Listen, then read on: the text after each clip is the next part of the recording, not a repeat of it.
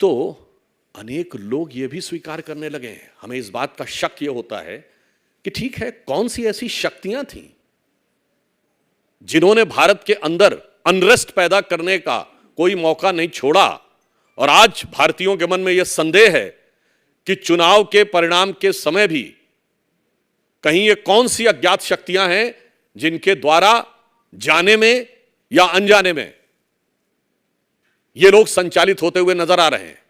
क्योंकि अनेक मीडिया में इस प्रकार की बातें आई थी कि देश के अंदर और देश के बाहर से बहुत सी शक्तियों ने इस बात के लिए प्रयत्न और संकल्प किए थे कि वो सरकार को नहीं आने देंगे, आप लड़िए ईमानदारी से और जो हो उस निर्णय को स्वीकार करिए। तो मैं सिर्फ ये कहूंगा, अभी जो फिलहाल एग्जिट पोल के जो रिजल्ट्स आए हैं, हम लोग बचपन में कांग्रेस एक नारा देती थी कि सारे भारत से नाता है और सरकार चलाना आता है। अब जनता ने बता दिया कि सरकार चलाना किसे आता है और सारे भारत से नाता भी टूट गया। अब इनका नारा केवल एक हो गया है, लोकतंत्र नहीं सुहाता है, इसलिए केवल बवाल मचाना आता है। तो मैं अंत में सिर्फ ये कहना चाहूंगा कि कांग्रेस पार्टी जवाब दे कि आप लगातार अनेक राज्यों में चुनाव हारे हैं, अनेक राज्यों में चुनाव जीते हैं।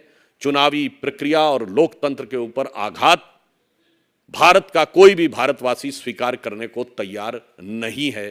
चुनाव की हार जीत के लिए आप परिपक्व विपक्ष की भूमिका कैसे निभाई जानी चाहिए हमसे सीखिए।